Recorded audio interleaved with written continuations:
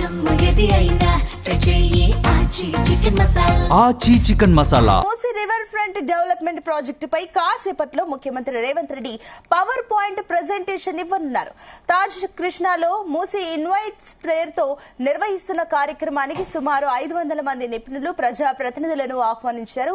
వివిధ రంగాల ప్రముఖులతో పాటుగా అన్ని పార్టీల నేతలను సీఎం రేవంత్ రెడ్డి పిలిచారు. మూసీ రివర్ బఫర్ జోన్ పరిధిలోని ఇళ్ల కూల్చివేతలు, నిర్వాసితులకు పరిహారం వంటి అంశాలపై ప్రతిపక్షాలు తీవ్ర స్థాయిలో విమర్శలు చేస్తున్నాయి. బాధితుల్లో ఉన్న భయాన్ని తొలగించేందుకు నేరుగా ముఖ్యమంత్రి హామీ ఇస్తున్నారని చెబుతున్నారు. ఆసియా అభివృద్ధి బ్యాంకు వంటి అంతర్జాతీయ సంస్థల ప్రతినిధులను కూడా ఈ సమావేశానికి ఆహ్వానించారు. ప్రాజెక్టు పట్ల ప్రభుత్వానికి ఉన్న స్పష్టమైన రోడ్ మ్యాప్ ను వారికి వివరించడం ద్వారా నిధుల సమీకరణను సులభతరం చేసుకోవడం మరో లక్ష్యంగా కనిపిస్తోంది. ఇదే అంశానికి సంబంధించి మరిన్ని డీటెయిల్స్ మా బ్యూరో చీఫ్ నరేందర్ అందిస్తారు. నరేందర్,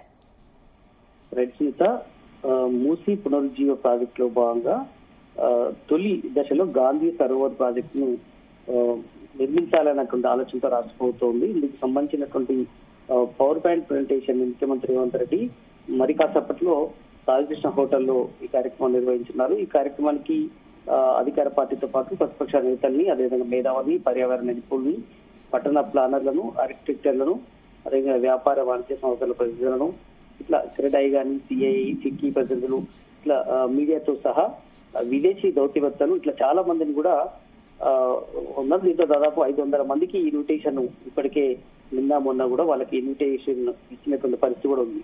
అయితే ఇందులో ప్రధానంగా మూసీ నది పునరుజ్జీవనం, రివర్ ఫ్రంట్ అభివృద్ధి సంబంధించిన ప్రాజెక్టు సంబంధించిన మొత్తం కూడా విధి విధానాలను, ప్రతిపాదిత ప్రణాళికను కూడా మొత్తం కూడా ముఖ్యమంత్రి వివరించే అవకాశం కూడా ఉంటుంది. ఎందుకంటే చాలా ఆరోపణలు చేస్తుంది, ముఖ్యంగా బీఆర్ఎస్ కానీ బీజేపీ కూడా. ఇది కేవలం కాంగ్రెస్ పార్టీకి ఇది ఒక ఏటీఎం లాగా పనిచేసే అవకాశం ఉంటుంది అన్నటువంటి ఆలోచనతో వాళ్ళు ఆరోపణలు చేస్తున్నటువంటి నేపథ్యంలో ఇది కాదు అని కూడా ఆయన వివరించే అవకాశం ఉంటుంది. ఇది ఖచ్చితంగా కూడా ఒక ఐకాన్ గా నిలబడే అవకాశం ఉంటుంది. విదేశీయులు కానీ రాష్ట్రం పక్కన ఉన్నటువంటి రాష్ట్రాల్లో ఉన్నటువంటి వాళ్ళు కానీ వచ్చి చూసిపోయేటువంటి ఒక టూరిజం స్పాట్ గా నిలుస్తుంది, ఒక హబ్ గా నిలిచే అవకాశం ఉంటుంది. బిజినెస్ పరంగా కూడా చాలా ఉపయోగపడుతుందని కూడా ఇప్పటికే ముఖ్యమంత్రి చాలా సందర్భాల్లో చెప్పారు. అందుకు అనుగుణంగానే వాస్తవాలు ఏంటి, ఆరోపణలు ఏంటి అని కూడా వీటన్నింటి కూడా పూర్తి స్థాయిలో ముఖ్యమంత్రి వివరించే అవకాశం ఉంటుంది. దీనికి సంబంధించి ఇప్పటికే river front development corporation limited సంబంధించి ఇన్విటేషన్ కూడా ఇచ్చింది. ఇందుకు అందరూ కూడా మేధావులు డిఫరెంట్ సెక్టార్ నుంచి వస్తారు. అదే సమయంలో ఇప్పుడు బీఆర్ఎస్ పార్టీ నుంచి ఈ కార్యక్రమాన్ని బహిష్కరించినటువంటి పరిస్థితి కూడా మనం చూసాం. అంటే ప్రధానంగా వాళ్ళు మూసీ పర్యాటక ప్రాంతాల దగ్గరికి వెళ్ళారు, అపార్ట్మెంట్ దగ్గరికి వెళ్ళారు.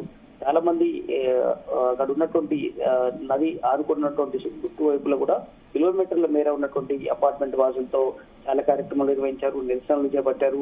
చాలా బఫర్ జోన్ లో ఉన్నటువంటి ఇళ్లు కూడా కూల్చిపోయే వేతన సంబంధించినట్టు కానీ నిర్వాసితులకు సంబంధించినటువంటి వాళ్ళ తరఫున పోరాడేది కాబట్టి వాళ్ళకు ఒక స్పష్టత ఇవ్వకుండా మీరు కదుపుతూ పోతామంటే కుదరదని కూడా ఇప్పటికే బీఆర్ఎస్ పార్టీ చెప్తూ వస్తుంది. అందుకు సంబంధించి ఆ డౌట్స్ అన్ని క్లారిఫై చేసేందుకు ముఖ్యమంత్రి ఈ పవర్ పాయింట్ ప్రెజెంటేషన్ ఇచ్చే అవకాశం ఉంటుంది. దీంట్లో అందరి మేధావులు ఉన్న నేపథ్యంలో వాళ్ళకు వచ్చేటువంటి డౌట్స్ కానీ ఒక్కొక్కరు ఇండివిజువల్ గా వాళ్ళు అడిగేటువంటి ప్రశ్నలకు కూడా ముఖ్యమంత్రి నేరుగా సమాధానం చెప్పే అవకాశం ఉంటుంది. నిజంగానే ముందుగా, ఎందుకంటే చాలా ఆరోపణలు కూడా వచ్చాయి, ఒక గాంధీ విగ్రహం పెట్టడం కోసం 1000 కోట్ల రూపాయలు పెట్టడం అవసరమైనటువంటి చర్చ కూడా జరిగింది. కానీ రీసెంట్ గా ఒక కార్యక్రమాలు కూడా చాలా క్లియర్ గా చెప్పారు, జస్ట్ 7,000 కోట్ల రూపాయలతో మాత్రమే అది ఉంటుంది, మిగతా అంతా కూడా డెవలప్మెంట్ లో ఉంటుంది అనే విషయాన్ని కూడా క్లారిఫై ఇచ్చారు. కానీ ఇంకా కూడా ఆరోపణలు వస్తూనే ఉన్నాయి. బాధితులు కూడా దీని మీద పెద్ద ఎత్తున నిరసనలు వస్తున్నాయి. ఇప్పటికీ కొన్ని చోట కూల్చివేశారు ఇళ్లను. ఇంకా నిర్వాసితులు వేల సంఖ్యలో ఉన్నటువంటి నేపథ్యంలో వాళ్లకు భయాన్ని పోగొట్టేందుకు ఒక స్పష్టత ఇచ్చే అవకాశం ఉంది. ప్రభుత్వం తరఫున ముఖ్యమంత్రి స్వయంగా ఉంటున్న నేపథ్యంలో వారికి ఒక అభయం ఇవ్వడంతో పాటు పెట్టుబడులు కూడా ఆకర్షించేందుకు ఒక వేదికగా ఉంటుందని కూడా ముఖ్యమంత్రి భావిస్తున్నారు. ఇందుకు ఆసియా బ్యాంకు వంటి అంతర్జాతీయ సంస్థల ప్రతినిధులు కూడా ఆహ్వానించిన నేపథ్యంలో ఖచ్చితంగా కూడా నిధుల వేటలు కూడా ఉంటుంది. ఇప్పటికే చాలా మంది కూడా 1,00,000 కోట్ల పైగా పెట్టుబడి దీని మీద పెట్టబోతున్నారు అలాంటి ఆరోపణలు అయితే వస్తున్నాయి.